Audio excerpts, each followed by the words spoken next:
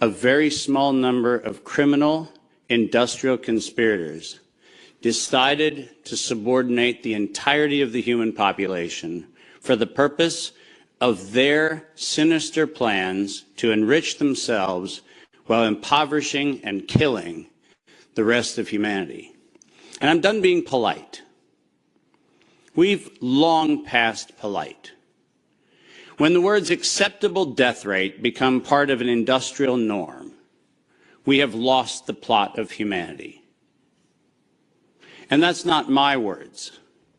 Those were the words of the World Health Organization and of Pfizer and of Moderna when they were given the authorization to begin the process of killing human beings in the interest of advancing their goals. Next slide. And I'm also not going to sugarcoat this. This is a criminal cartel. We are acting as though there's some sort of redeemable quality somewhere in some esoteric layer that somehow or another the World Health Organization must have some salutatory benefit. Well, I'm going to tell you, since its formation in the 1940s, the World Health Organization has been nothing more than a criminal cartel that has a sole and singular intent. And I will show you the document that proves what I'm saying. This is not an allegation. This is actually provable by their own words in their own hand. And they use a four-step process to execute every one of their nefarious plans. They begin by planning an exercise, then they go to the business of funding that exercise, then they create the rationale for the thing that they're going to do, and then they deploy and profit from it.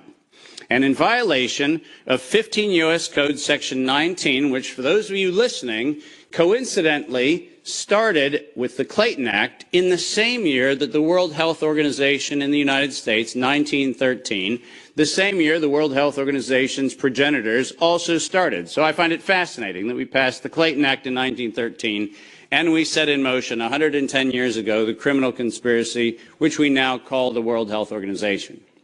110 years later. And in violation of TIFU, or TEFU, I don't even know how to say it, the TFEU, the treaty allegedly for the functioning of the European Union, which I think needs to now be called the Treaty for the Dysfunctional European Cabal. Article 101 unambiguously lays out the conditions that this was never a public health anything. It was racketeering for the purpose of instilling terror to adapt the behavior of a population. Period. That's what it was. That's what it always was. And we can come up with every theoretical argument we want to make about things, but the problem, even with the theory that we had an outbreak of something, is falsifiable for the data from Zurich that shows us that in the year of the death pandemic of the globe, life insurance companies paid $30 billion less in claims. Now, if there's a medical professional or a social professional or anybody else who wants to debate that we could develop a virus cunningly that could find out your bank account, your insurance policy statements, and whether you're paid up on your premiums, that's a big ask. It turns out that the data is unambiguous. We did not have a pandemic. We had genocide. And we need to call it what it is. Next slide. When I say we planned it, let's make sure we understand exactly the not-so-fine print of the fine print. And I want to call your attention first to the right-hand column of this slide. This is the 2011 data that the World Health Organization, the Wellcome Trust, PATH, and the Gates Foundation did on their wonderful worldwide program for a malaria vaccine for children under the age of 6 months of age. And in their clinical trial, it's helpful to point out that they murdered 66 children in the vaccine group and then cunningly used the term control for a control group in which they murdered 28 children. Now, the reason I said murdered and the reason why I use that term is because it's exactly what it was. Because it turns out that this control group was not a saline injection. It was not some sort of innocuous, innocent thing. It was actually a cocktail of other known pathogenic disease-carrying injections. The control group was known to kill people, and the experimental control group was actually theoretically maybe going to kill people. And what we did was we actually went ahead and murdered them all. And cunningly, under Article 5, Section 13, which I've put on this slide, I want you to understand why I said at its formation in 1947, when the WHO was funded and founded, it was funded and founded by people intent to commit a crime because of their own language. Section 13 of Article 5 ends with the following statement: immunity from personal arrest or detention, blah, blah, blah, immunity from legal process of every kind. Now, if you didn't intend to commit a crime, why would you need to give yourself permanent and absolute immunity from every form of prosecution, and it's worse, even investigation for prosecution of every kind? People sit there and pretend, well, that's like diplomatic immunity. Do you realize this isn't even meeting the standard of diplomatic immunity?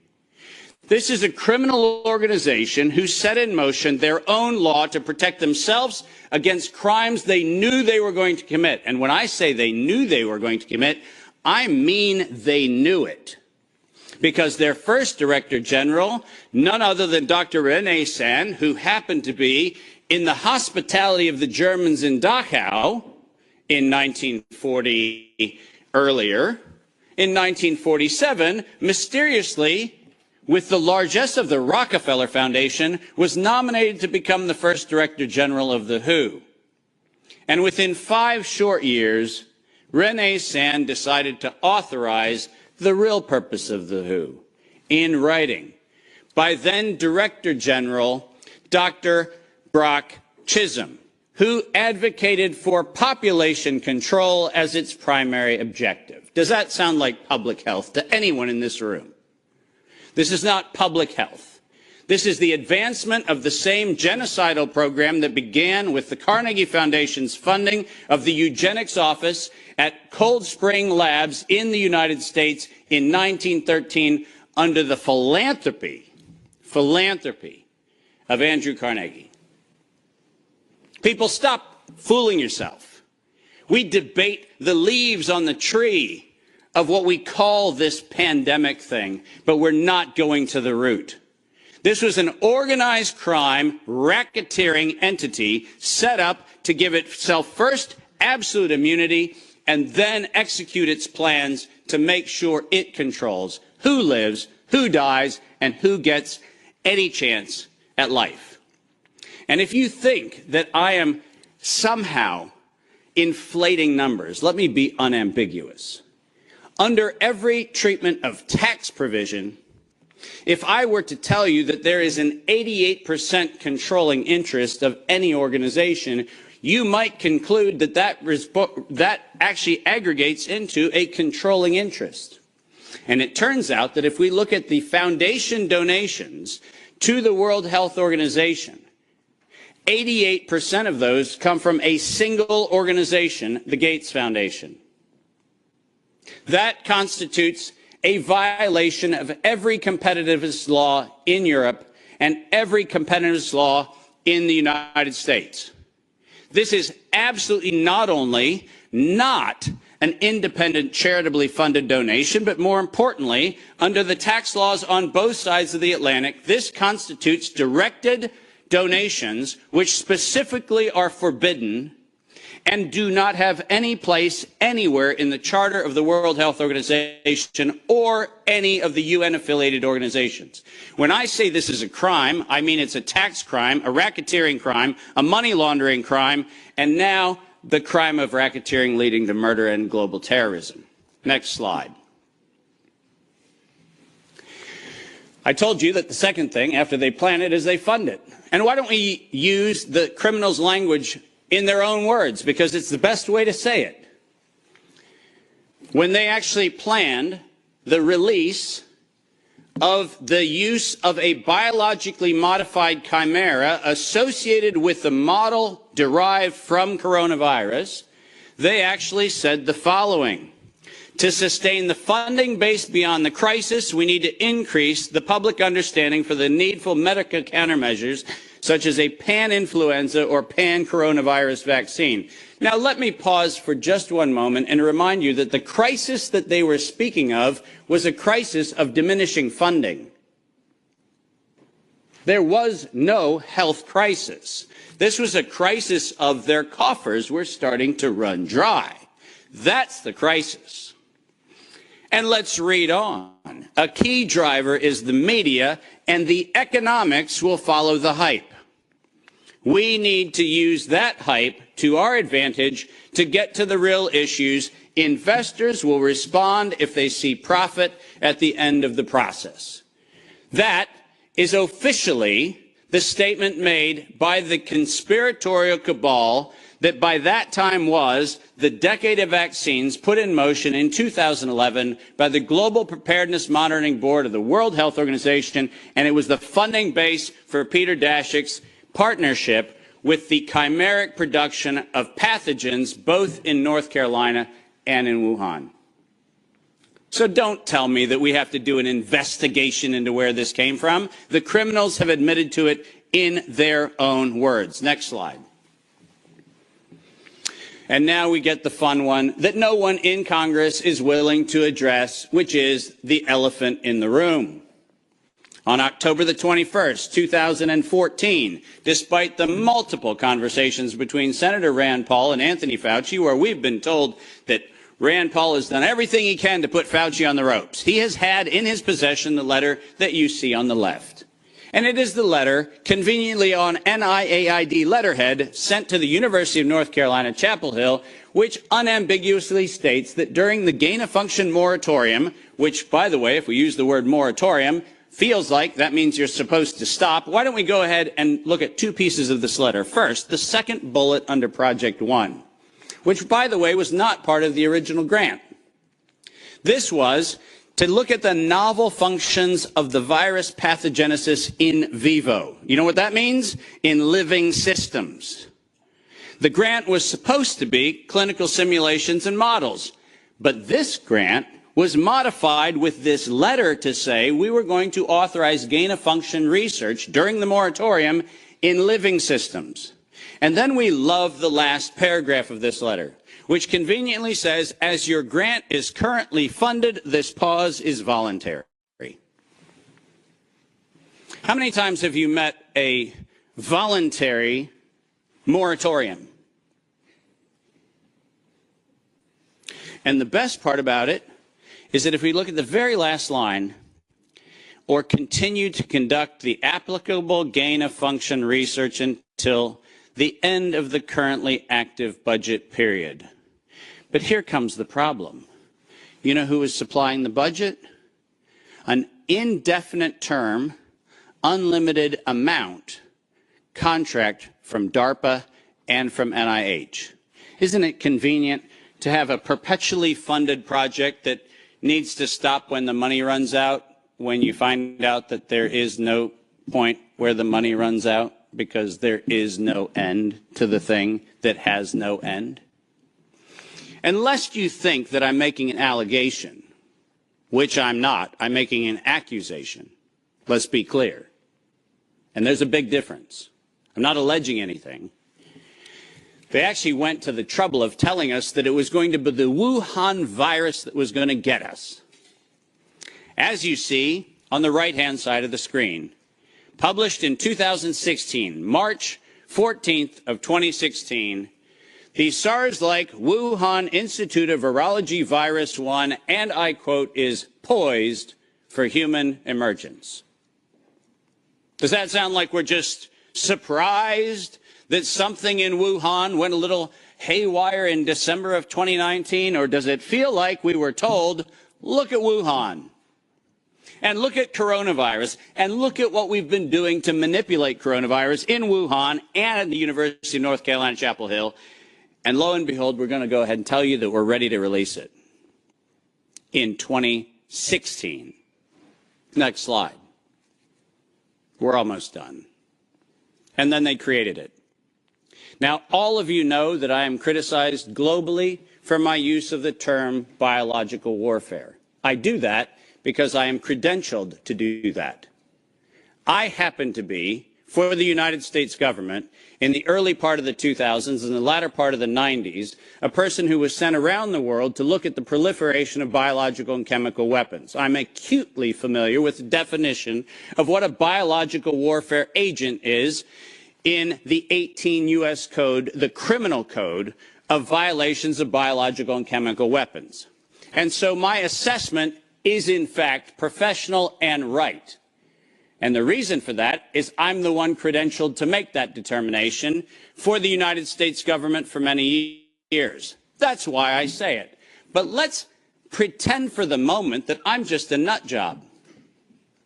Maybe I don't know what I'm talking about. So why don't we look at what the criminals said themselves, shall we? In 2005, at a conference sponsored by DARPA and the MITRE Corporation, Ralph Baric, the architect of the lethal strand that has been injected into millions and billions of people's arms, that Ralph Baric was sponsored to present the following, and let's go ahead and use his words, presentation: synthetic coronaviruses, biohacking, bio-warfare enabling technologies.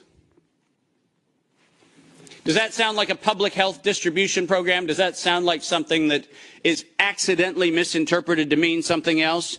Or does biological warfare enabling technology sound like not countermeasures or pandemic preparedness? It sounds to me like biological warfare enabling technologies. And the reason why I have that hunch is what followed was he received, next to his NIAID grants, non-competitive DARPA grants in matching funds for over $140 million of aggregate funding going into his and his related programs on synthetic biological warfare enabling technologies. So do I have a problem calling the injection a biological warfare enabling technology?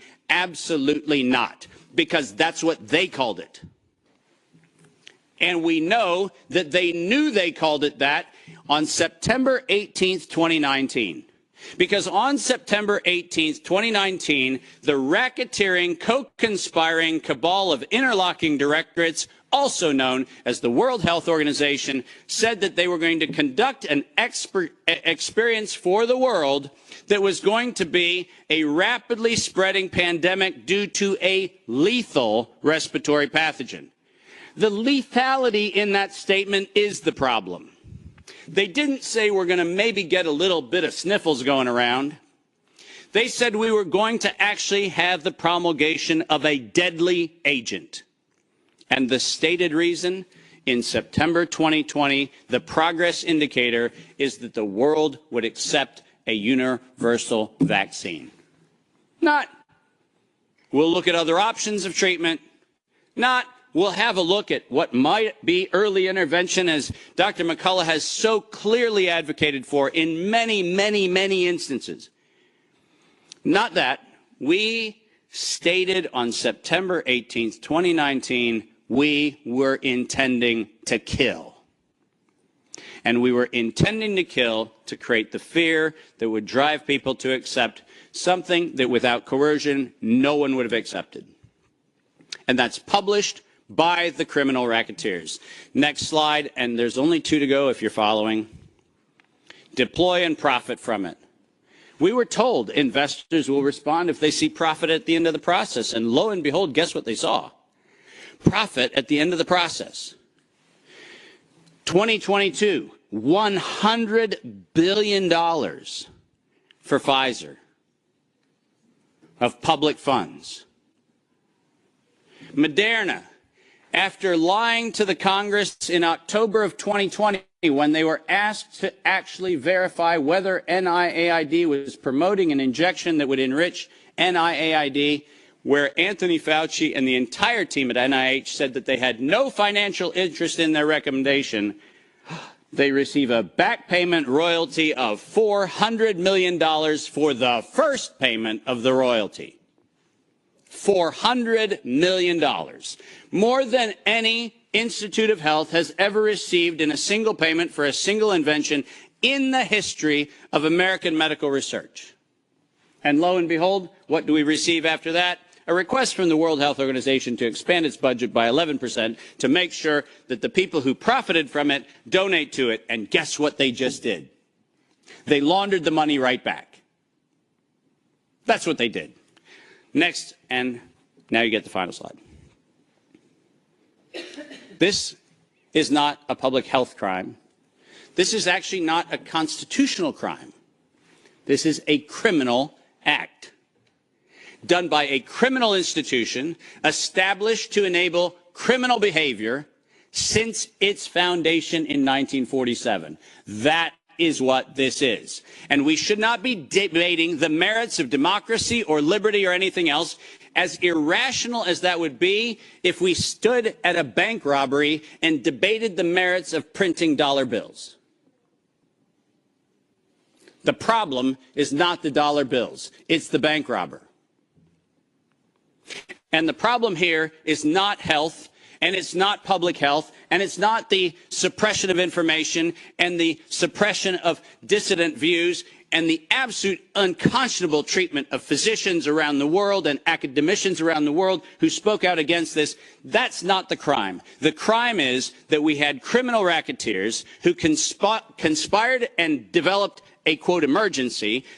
The same criminal racketeers planned, manufactured, and did all agency capture to make sure that you were told that you would use terms that they tell you to use. Vaccine, face mask, health, social distancing, none of which had ordinary use definition. So we just used them. Criminal racketeers price fixed with interlocking directorates where known competitors came together and fixed prices in direct collusion in violation of both European Union standards and in violation of both the Sherman and the Clayton Act in the United States. These were crimes. It was organized crime, and we should treat it as such. Criminal racketeers publicly lied under oath, and this resulted in the death and destruction of liberty, and most importantly, the death and destruction of the integrity of well-meaning people who sit here today doing everything they can within their power to try to treat the calamities created by this catastrophe. I will not for a moment denigrate the multiple contributions of amazing academic and medical professionals who've tried desperately to step into the gap and stop the corrupt outcomes of these crimes. But I will, without doubt, say the following. Until we treat this as a criminal conspiracy of criminal racketeers resulting in global terrorism for the purpose of profiteering and murder, until we have that conversation, we're having the wrong conversation. Because we are not here to debate the merits of a modified agreement for a criminal racketeering organization. We are here to end the criminal organization itself. This is my call to every single person on this planet. Don't just limit the power of the WHO. Destroy the WHO. Thank you very much.